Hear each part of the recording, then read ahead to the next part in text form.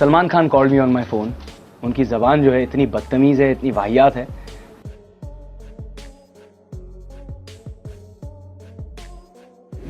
बॉलीवुड की चकाचौंध भरी दुनिया में कई सितारे चमकते हैं, लेकिन कुछ ऐसे भी हैं जो असफलताओं के काले बादलों से गुजरकर सूरज की तरह उभर आते हैं। विवेक ओबरॉय ऐसी ही एक मिसाल है, जो 2000 के दशक की शुरुआत में बॉलीवुड के अगले सुपरस्टार माने जाते थे। लेकिन एक कंट्रोवर्शियल घटना ने उनके फिल्मी करियर को पटरी से उतार दिया। बॉलीवुड ने उन्हें बॉयकॉट कर दिया, फिल्में हाथ से निकल गईं, धमकियां मिलीं और डिप्रेशन की गहराई में उतर गए। लेकिन विवेक ने हार नहीं मानी। उन्होंने फिल्मों से ज्यादा ध्यान बिजनेस पर दिया, स्मार्ट इन्वेस्टमेंट्स किए और आज 2025 में उनकी नेटवर्थ लगभग 1200 करोड़ रुपए है। ये रकम रणबीर कपूर, अल्लू अर्जुन और यहाँ तक कि रजनीकांत जैसे सितारों से भी ज्यादा है। 3 सितंबर 1976 को हैदराबाद में जन्मे विवेक आनंद ओबेरॉय बॉलीवुड के दिग्गज अभिनेता सुरेश ओबेरॉय के बेटे हैं। उनके लिए फिल्म इंडस्ट्री का रास्ता हमेशा खुला था, क्योंकि उनका बचपन एक फिल्मी माहौल में बीता। लेकिन विवेक उन स्टार किड्स में से नहीं थे जो अपने पिता की विरासत पर सवार होकर आसानी से स्टार बन जाएं। उनके अंदर कुछ कर दिखाने की भूख थी, एक ऐसी आग जो उन्हें सिर्फ अपने पिता के नाम पर नहीं बल्कि अपनी प्रतिभा के दम पर पहचान दिलाने को बेताब थी। विवेक की शुरुआती पढ़ाई हैदराबाद पब्लिक स्कूल में हुई, फिर वे अजमेर के प्रतिष्ठित मेयो कॉलेज गए। लेकिन पढ़ाई के साथ साथ उनका रुझान एक्टिंग की ओर भी था। उन्होंने अपने सपनों को पंख देने के लिए पहले लंदन और फिर न्यूयॉर्क यूनिवर्सिटी में एक्टिंग में मास्टर्स की डिग्री हासिल की। ये कदम उनके गंभीर रवैये और अपने काम के प्रति समर्पण को दर्शाता है। भारत लौटने के बाद उन्होंने स्क्रिप्ट राइटिंग में भी हाथ आजमाया और छोटे मोटे वॉइस ओवर और शो होस्ट करके पैसे कमाने शुरू किए। ये उनकी बिजनेस सोच का पहला संकेत था, जो बाद में उनकी जिंदगी का टर्निंग पॉइंट बना। साल 2002 बॉलीवुड के लिए रोमांस और फैमिली ड्रामा का दौर था। ऐसे में एक 26 साल का लड़का एक ऐसी फिल्म से डेब्यू करता है जो इन सब से कोसों दूर थी। राम गोपाल वर्मा की फिल्म कंपनी में उन्होंने चंदू नागरे का किरदार निभाया, जो अंडरवर्ल्ड के मशहूर गैंगस्टर छोटा राजन से प्रेरित था। अजय देवगन जैसे सीनियर एक्टर्स के सामने खड़े होकर विवेक ने ऐसी परफॉर्मेंस दी कि दर्शक दंग रह गए। फिल्म बॉक्स ऑफिस पर सुपरहिट साबित हुई और विवेक को पहली ही फिल्म के लिए 2 फिल्म फेयर अवार्ड मिले, बेस्ट मेल डेब्यू और बेस्ट सपोर्टिंग एक्टर। ये किसी भी न्यू कमर के लिए सपने जैसा था। विवेक ने साबित कर दिया कि वो सिर्फ टिकने नहीं बल्कि राज करने आए हैं। लेकिन विवेक यहीं नहीं रुके। उसी साल उन्होंने शाद अली की रोमांटिक ड्रामा फिल्म साथिया में रानी मुखर्जी के साथ काम किया।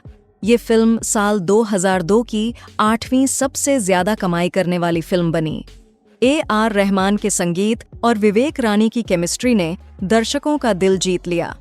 एक ही साल में विवेक ने गैंगस्टर से लेकर रोमांटिक हीरो तक का किरदार निभाकर अपनी बहुमुखी प्रतिभा साबित कर दी।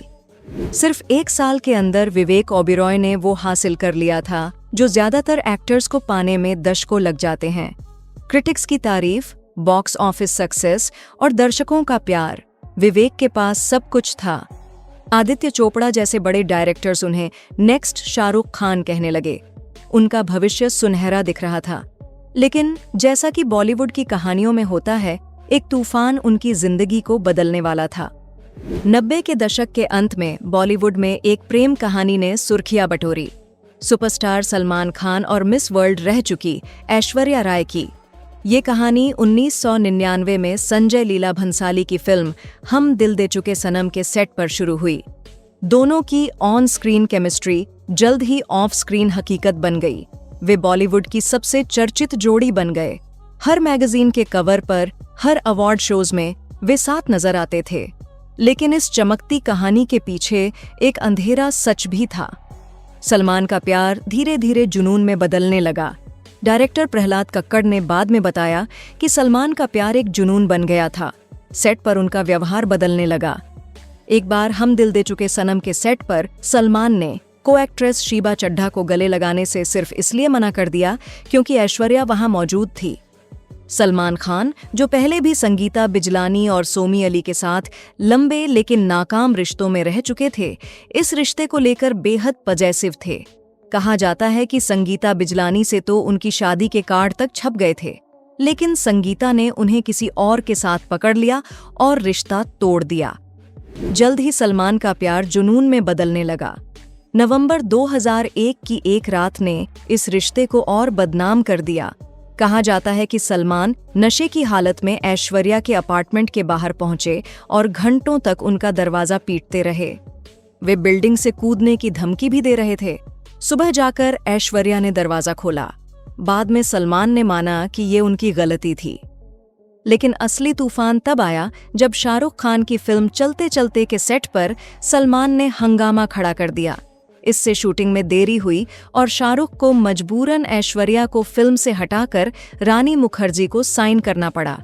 ये ऐश्वर्या के लिए बड़ा प्रोफेशनल और पर्सनल झटका था। 2002 में ऐश्वर्या ने एक अखबार को दिए इंटरव्यू में सलमान पर शारीरिक शोषण और उत्पीड़न के गंभीर आरोप लगाए। उन्होंने कहा, हमारे ब्रेकअप के बाद सलमान मुझे फोन करके परेशान करते थे। उन्हें मेरे को एक्टर्स पर शक था। अभिषेक बच्चन से लेकर शाहरुख खान तक सबके साथ मेरा नाम जोड़ा गया। कई बार उन्होंने मेरे साथ मारपीट भी की। इस इंटरव्यू ने बॉलीवुड में हंगामा मचा दिया।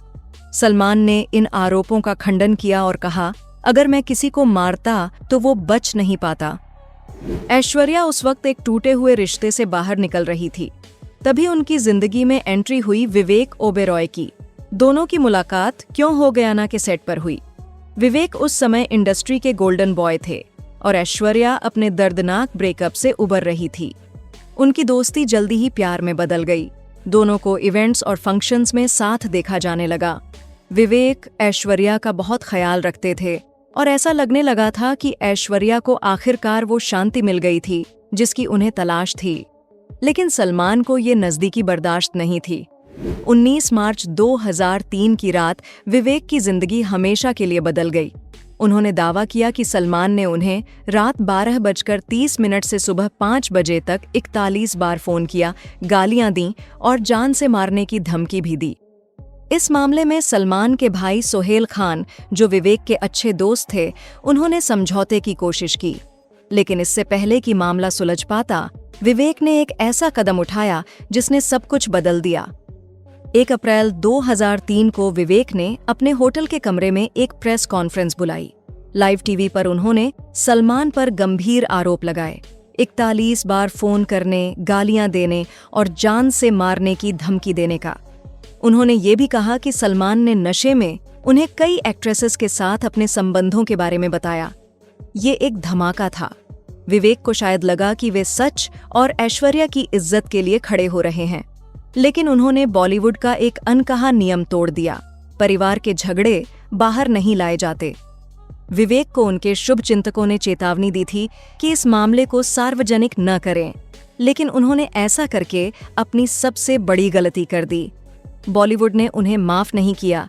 प्रेस कॉन्फ्रेंस के बाद उन्हें हमदर्दी की जगह आलोचना मिली।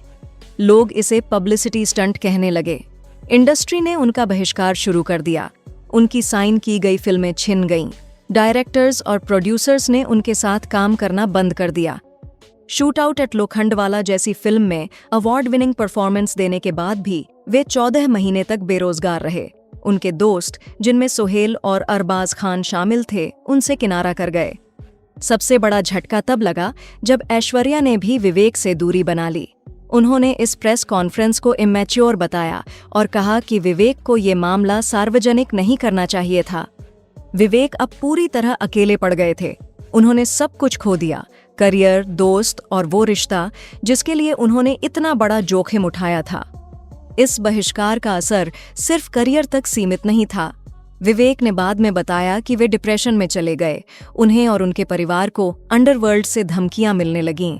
उनकी मां, बहन और पिता सुरेश ओबेरॉय तक को निशाना बनाया गया। अपने शुरुआती करियर के घमंड में विवेक ने मुन्ना भाई MBBS, हम तुम और बंटी और बबली जैसी ब्लॉकबस्टर फिल्में ठुकरा दी थीं। लेकिन अब उनके पास कोई काम नहीं था। लेकिन जब एक दरवाजा बंद होता है तो दूसरा खुलता है। विवेक ने जब देखा कि बॉलीवुड ने उनके लिए सारे रास्ते बंद कर दिए तो उन्होंने बिजनेस की दुनिया में कदम रखा। उनकी रगों में पहले से ही बिजनेस का खून दौड़ता था। उन्होंने 2011 में कर्म इंफ्रास्ट्रक्चर नाम की एक रियल एस्टेट डेवलपमेंट कंपनी शुरू की, जो उनके नए जीवन की नींव बनी। इसके साथ ही उन्होंने मेगा एंटरटेनमेंट नाम की इवेंट मैनेजमेंट कंपनी भी लॉन्च की। ये जोखिम भरा कदम था, लेकिन विवेक का बिजनेस माइंडसेट काम आया। उनका बिजनेस साम्राज्य तेजी से बढ़ा। उन्होंने भारत और यूएई में बड़े रियल एस्टेट प्रोजेक्ट्स में निवेश किया। हेल्थ केयर और एजुकेशन टेक्नोलॉजी में 29 से ज्यादा कंपनियों में पैसा लगाया। वे स्वर्णिम यूनिवर्सिटी के को-फाउंडर बने और वृंदावन में एक स्कूल चलाते हैं। उनका एजुकेशन लोन स्टार्टअप आज 3400 करोड़ रुपए की कंपनी है। आज विवेक ओबेरॉय की नेटवर्थ 1200 करोड़ रुपए से ज्यादा है। वे उन बॉलीवुड सितारों से कहीं अमीर हैं जिनके साथ काम करने के लिए वे कभी तरसते थे। रणबीर कपूर और अल्लू अर्जुन जैसे एक्टर्स की नेटवर्थ को मिलाकर भी विवेक की संपत्ति से कम है। जिस इंडस्ट्री ने उन्हें बाहर का रास्ता दिखाया, आज वे उस इंडस्ट्री के कई बादशाहों से बड़े शहंशाह हैं। विवेक ने न सिर्फ बिजनेस में कामयाबी हासिल की, बल्कि अपनी निजी जिंदगी में भी सुकून पाया। 2010 में उन्होंने प्रियंका अल्वा से शादी की और आज वे 2 बच्चों के पिता हैं। बॉलीवुड में उनकी वापसी भले ही धीमी रही, लेकिन ग्रैंड मस्ती, क्रिश 3 और विवेगम जैसी फिल्मों में उनकी मौजूदगी ने साबित किया कि वे अभी भी एक शानदार अभिनेता हैं। विवेक ओबेरॉय की कहानी एक प्रेरणा है, जो ये सिखाती है कि जिंदगी में कितने भी तूफान आए, हिम्मत और मेहनत से हर मुश्किल को हराया जा सकता है। उन्होंने बॉलीवुड में अपनी लड़ाई भले ही हार दी हो, लेकिन जिंदगी की जंग में वे विजेता बनकर उभरे। आज वे न सिर्फ एक सफल बिजनेसमैन हैं, बल्कि एक ऐसे शख्स भी हैं जिन्होंने अपनी गलतियों से सीखा और अपनी विरासत को नई ऊंचाइयों तक ले गए।